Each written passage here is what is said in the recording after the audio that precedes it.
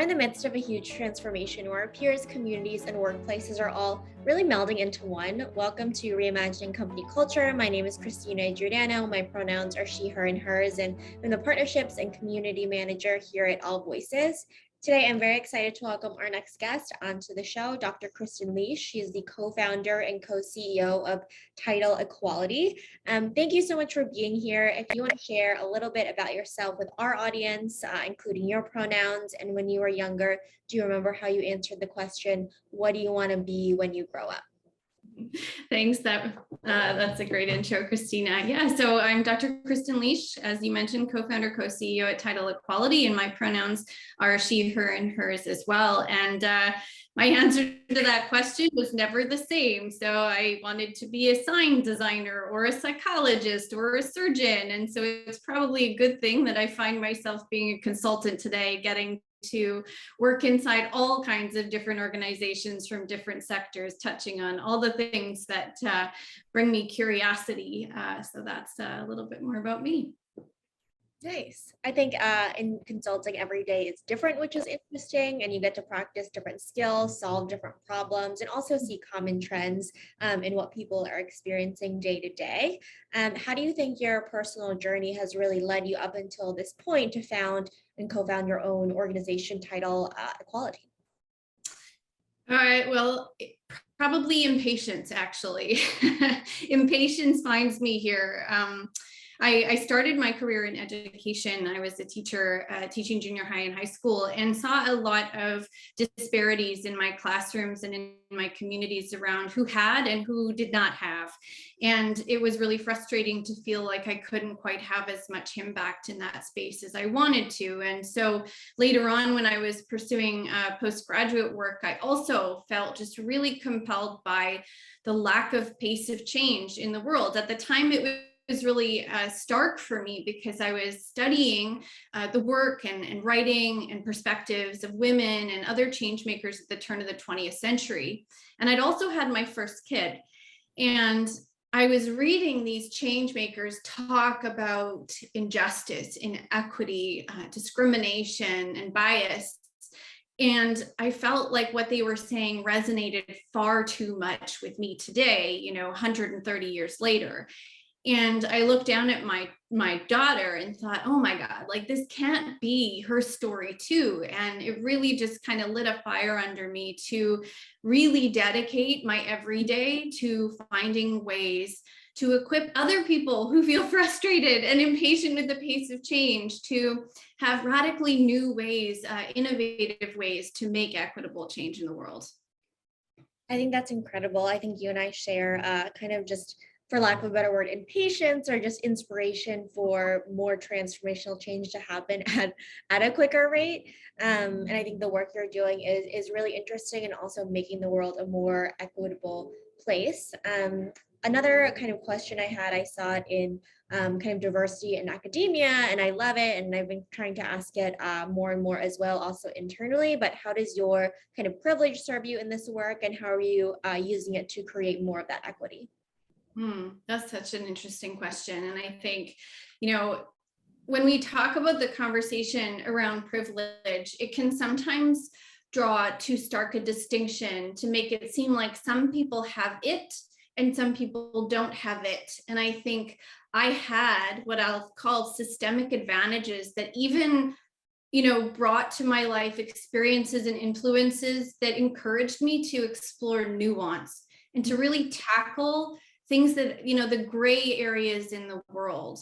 And so while I had those systemic advantages that taught me the value of exploring gray areas, I try and bring that as well into my work. So really giving people the safe spaces to explore difficult questions that don't have very clear answers, questions that touch on nuanced circumstances and historical influences. And so I really try and take whatever power is at my disposal in a given moment, in a given space, to amplify the voices of people who can help inform that nuanced perspective on the world, and also encourage people to have the courage to tackle nuance in how they think about their place in the world, the power they do or don't have, or the degree of power that they can use to make change, and try and nudge folks forward just a little bit.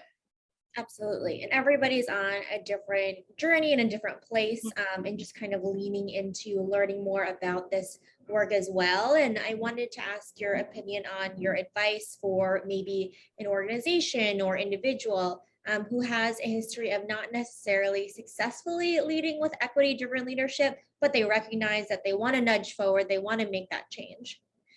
Yeah.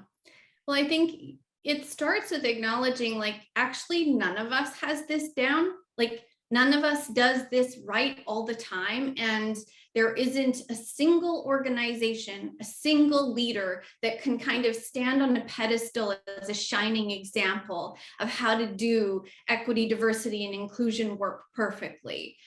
And you use the word journey, that we're all on a journey. And I think leaders sometimes, because of the nature of the roles they find themselves in and the way that people often look to them to have answers, they feel like they need to also have the answers when it comes to these challenges. But the fact is, people are not necessarily looking to them for answers, whether it's the people in their organization or their clients or customers or stakeholders. What they're really looking for is for someone in a position of leadership to model authentically what it looks like to go through that journey. And that sometimes looks like owning mistakes. That sometimes looks like modeling learning of, what, I was here yesterday, I believed this thing, or I thought this thing, or I was making this kind of decision. And then I learned something. And I found out I wasn't doing it the way I could be to advance equity in the world. So now I do it this way. And that kind of modeling of learning, of being on a journey is so incredibly powerful. And I think some leaders fear that by exposing or demonstrating the way that they change their thinking or change their behavior is somehow a risk. But the fact is, it's not, it's an asset. That is the true authenticity that people are looking for, because what do they by and large see? Again, clients, communities, customers, people in your business, the last thing they want is lip service, right? Like, people are now wise enough to what window dressing looks like, and what it looks like to talk the talk, but not walk the walk. And so anytime a leader shows up trying to seem like they've got it all together, or anytime a leader totally pulls away because they're afraid of doing the wrong thing, they're not serving their people well. So I just come back to saying to those leaders, just own it, be open, model the kind of curiosity and courage it takes to make change. Absolutely. I plus one that 100%, because when I think leaders have a unique responsibility as well, because you're on this platform, people do look up to you, whether you are a people manager or a C-suite executive, to look for that modeling behavior. And I was talking to someone the other day, and they were saying how their CEO was on all hands and they were talking about updates, and he made kind of a remark that was a little bit exclusive, and a couple of people approached him after the fact, and for the next all hands he was able to say, look, a couple people, shared that they felt this way, and I just want to say that I was wrong, and that you should feel free to come up to me and share this with me as well. So I think that's a good example of that leadership too, and how it makes organizations stronger. And you can definitely tell when someone is being inauthentic or window dressing. I like that term that you're talking about too. People want authenticity, especially right now. And speaking of just feedback, I want to ask what role you see kind of employee feedback management and a culture of really true trust manifesting at thriving companies with great talent and innovation. Yeah. I mean, it's absolutely critical. An organization cannot pursue its mission in the world, whether that is selling broadband services or creating outdoor apparel or a SaaS, it doesn't matter what you're doing. you will not achieve your full potential in the market and in the world if you are not listening to the people who actually make up, the hands and arms, the ears and eyes of your business. And I think a lot of, coming back to that leaderly element, a lot of leaders feel like they're the ones who know all they need to know to make strategic decisions for their business.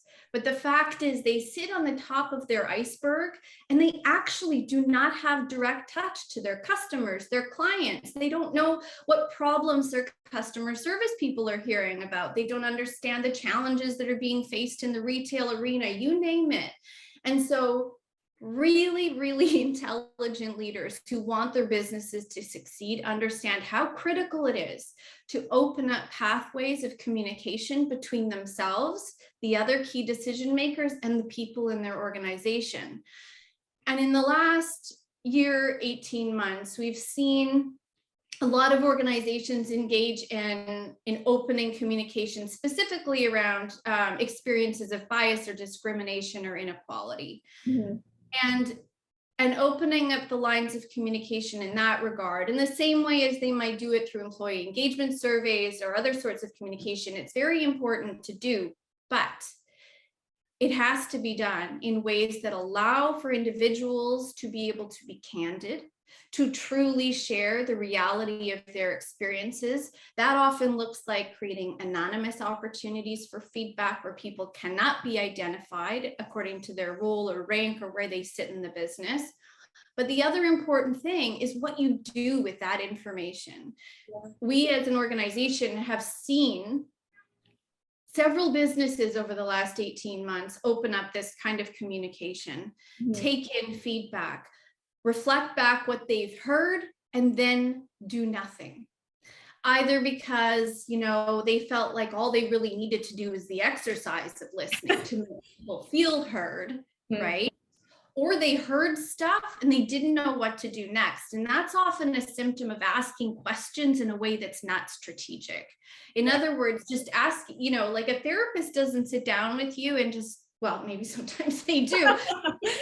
They have a mind for where they want to take your consciousness, your experience, your decision-making, your planning. So leaders need to think, what are we going to ask so that what we get back can help us make better decisions? And they do need to act on it. I mean, I can't tell you how many organizations we've been in the last while where the people have told us, listen, they've been asking us for a long time now how we feel about things, about maybe what problems we see, but they do nothing with it. And that creates more problems than it solves through the act of listening.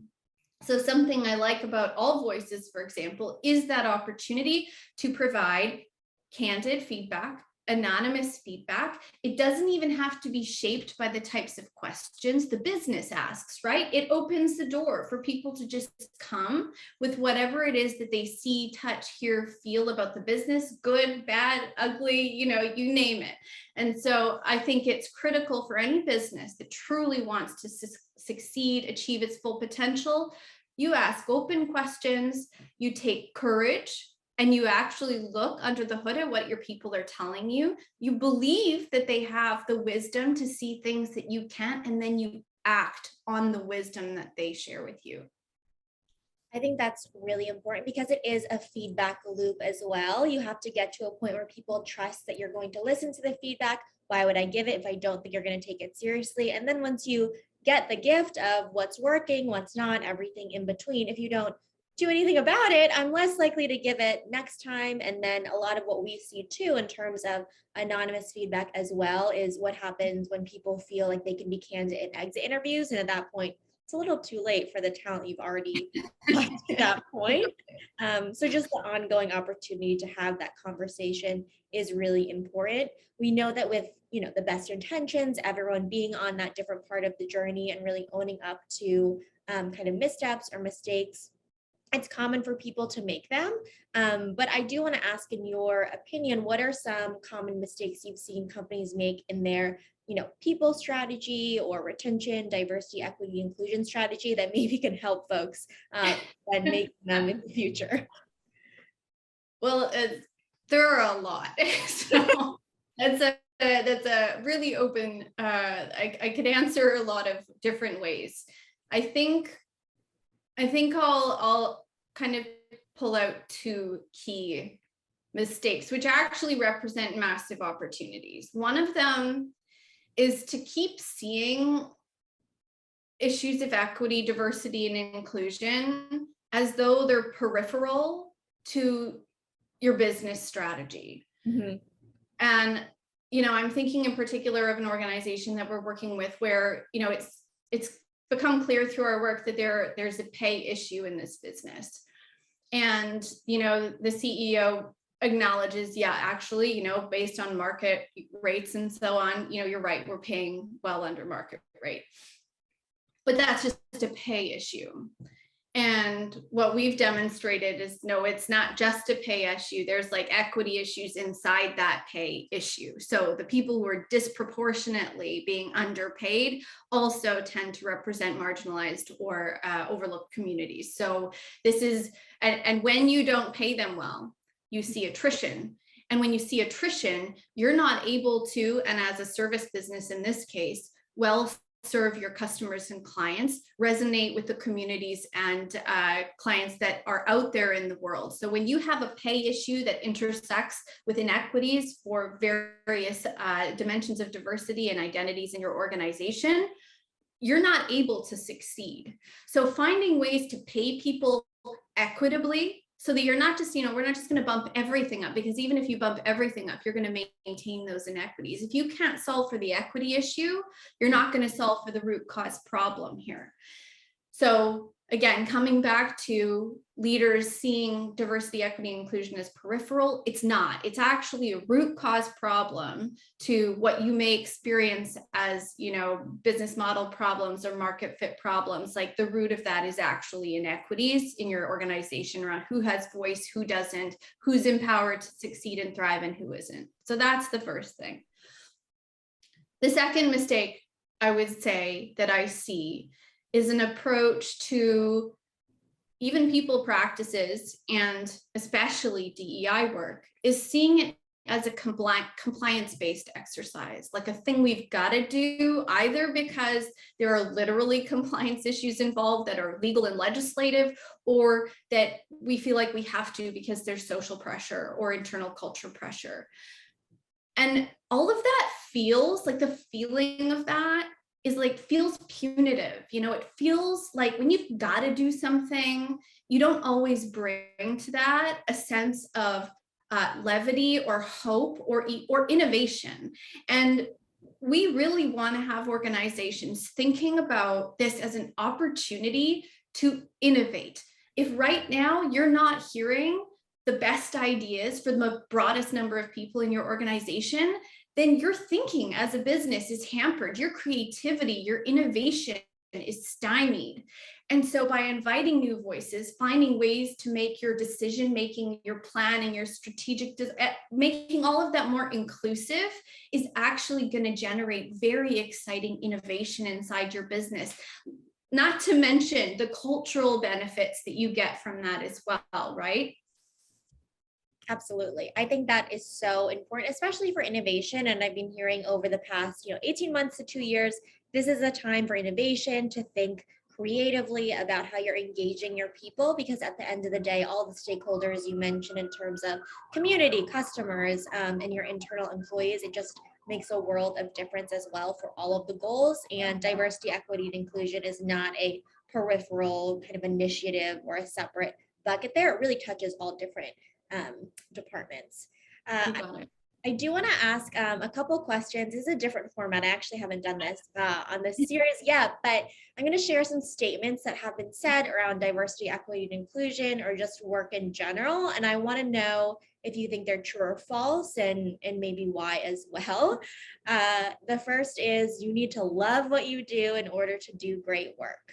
The true or false format, it kind of, I've mentioned that nuance before, so I'm just going to hold space for any true or false I say. Certainly there could be some nuance here, but do you have to love what you do to do a good job? I think that question, if folks believe the answer is yes, I think that really does reflect a lived experience with a fair degree of systemic advantage, or what some would call privilege. Because let's be honest, there are people in our businesses, communities, cities that are doing jobs that none of us would love. Mhm.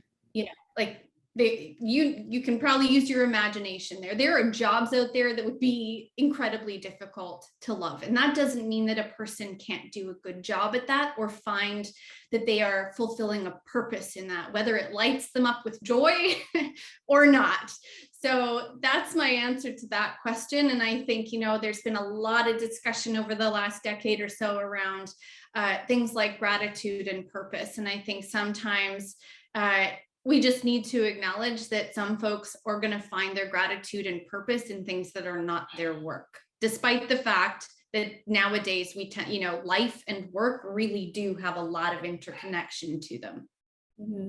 I definitely agree with you there. And a lot of the jobs that you're talking about as well are kind of essential work too, where people were not able to work from home, like you and I were able to as well. And have that privilege to do so. The next is it is possible to bring your full self to work. That's a good question too.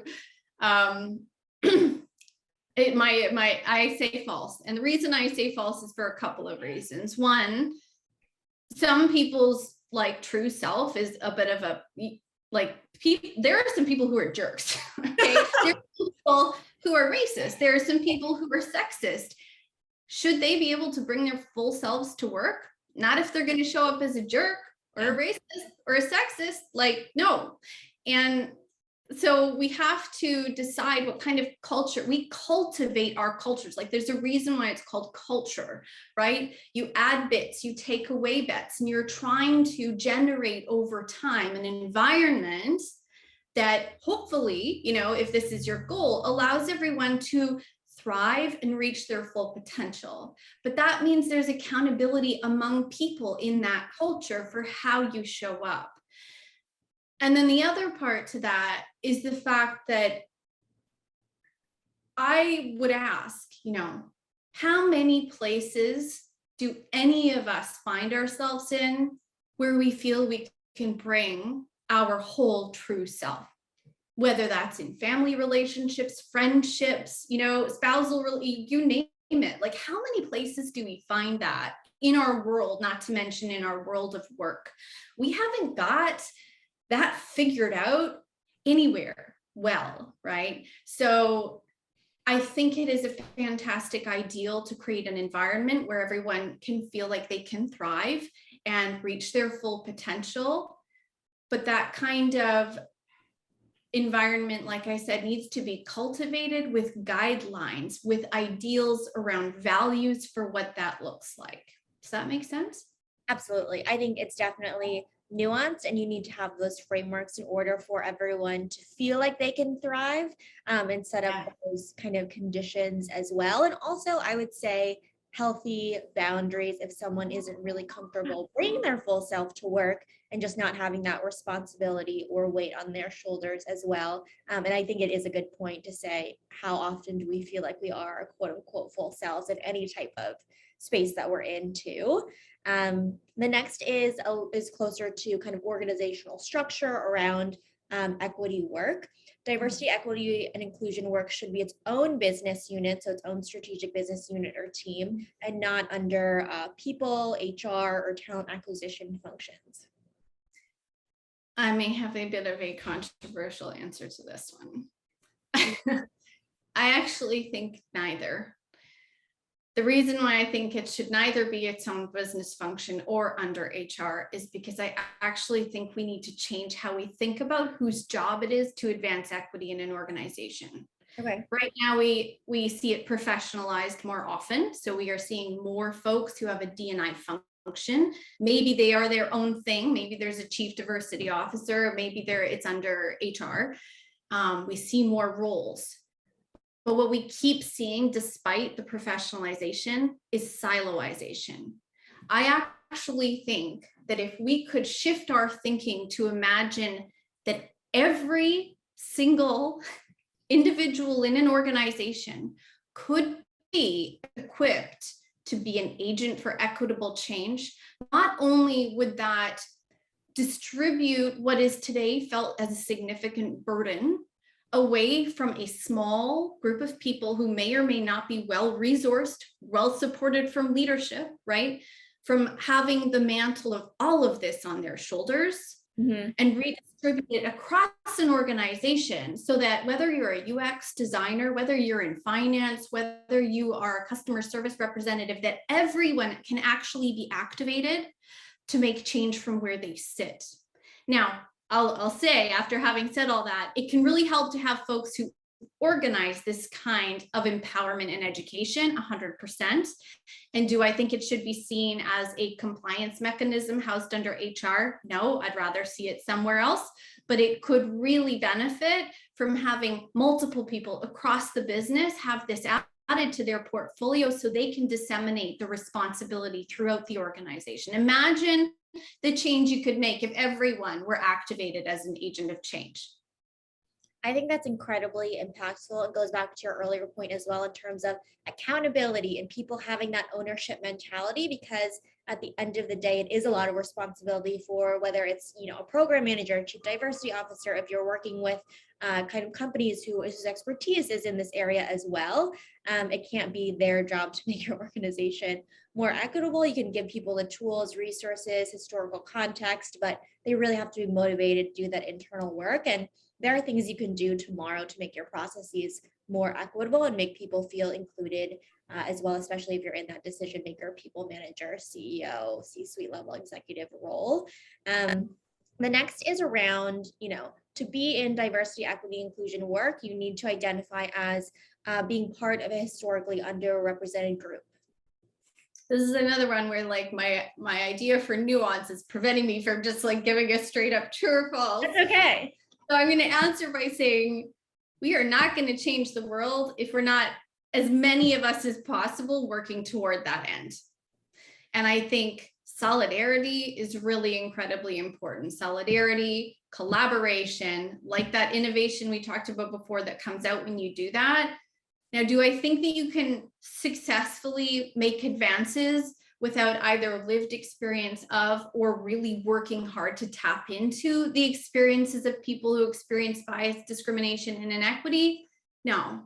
So whether you have lived experience of being a person with an identity that's been discriminated against, or you've experienced bias, you take it that way or you learn about it. But I really think the type of person that can make change is, and we use this definition in our own work, you either experience or observe inequality and you want to do something about it. Like that's the prerequisite in my mind for what you're going to do. Because if that keeps bugging you, if inequality and inequity everywhere keeps bugging you, you're going to keep learning. And if you don't see the change you want to see, then you're going to look for new solutions and you're going to keep pushing on. And through all of that, you're going to learn. And I think, this is kind of tying back into what we've touched on a couple of times, which is about the journey around this.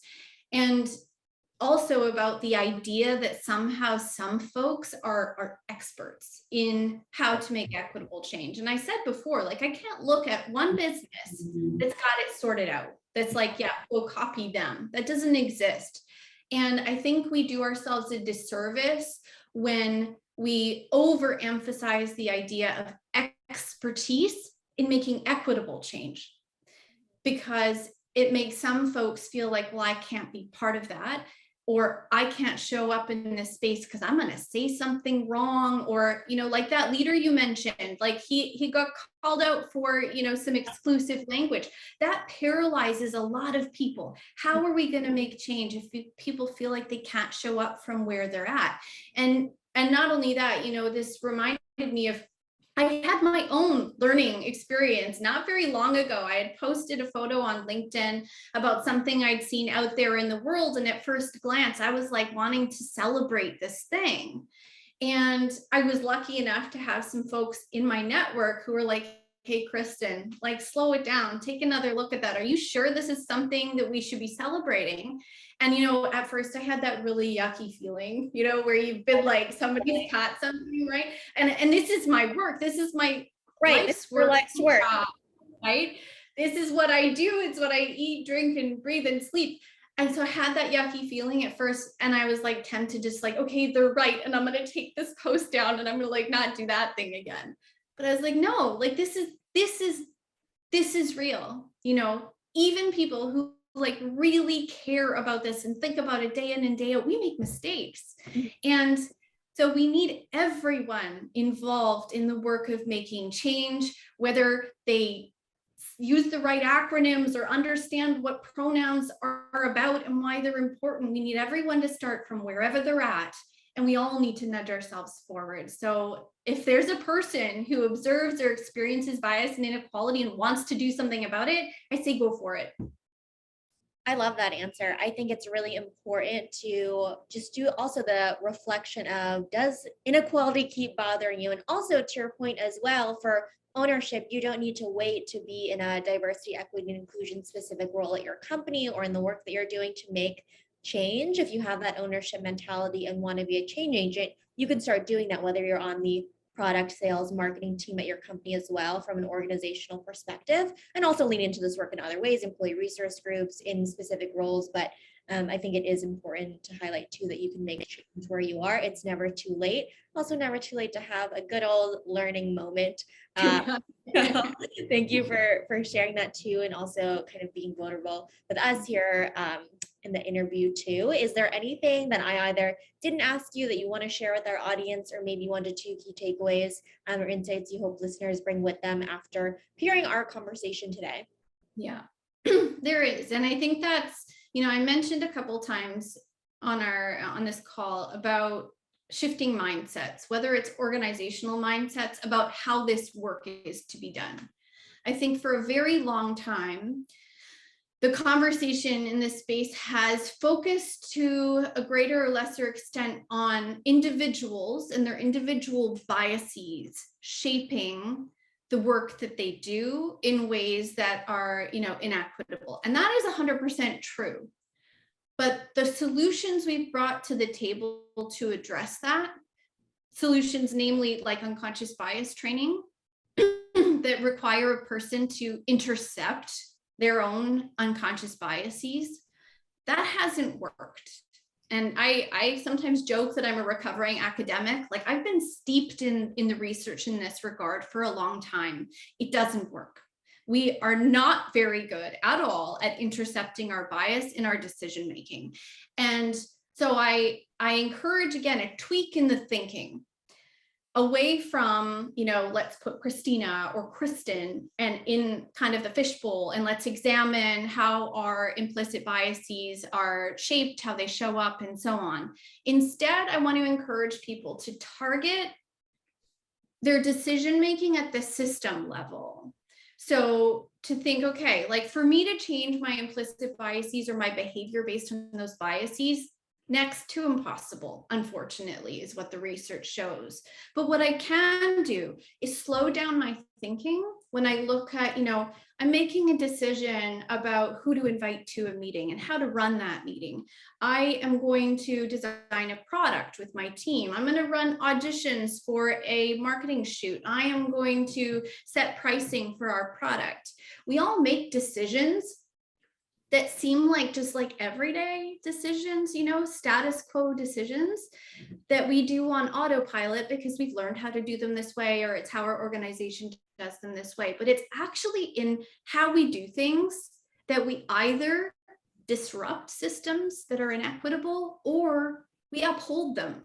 Mm-hmm. So if we, you know, decide on a marketing campaign or a marketing strategy in the same old way we always have, with the same people around the table as we always have, we're going to maintain the status quo. Absolutely. But what we can do is ask really curious questions in those decision-making moments about, like, have we designed this with equity in mind? Like, is there a way, you know, that we're inadvertently disadvantaging certain groups or advantaging other groups? Like, there are questions you can ask that can help you identify how your bias is injected in those decisions and those processes and transform them to be more equitable and inclusive.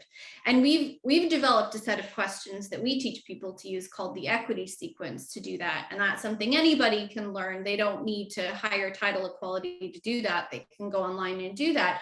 But what I'm suggesting is that we get really curious about the next point where our bias shows up in those decisions, in those processes, in those systems, and bring together people around that, again, with curiosity, with courage, and with a hope for the way that we can do things differently to start co-creating together organizations and systems and communities that are more equitable and inclusive. I love that. These are important questions to make. Again, systemic change, systemic and sustainable change does not happen overnight, but you need to start taking actions now and have an intentional plan and ways and levers you're going to do that. And also, to your point earlier, uplift the voices have maybe you haven't heard from and figure out how to get people to give you that feedback to make sure that you're constantly, it's an ongoing process. We're not fans of box checkers here. It's always inclusive environment. But Dr. Kristen Liesch, thank you so much for being on Reimagining Company Culture. I enjoyed our conversation. I did as well. Thank you so much for having me, Christina.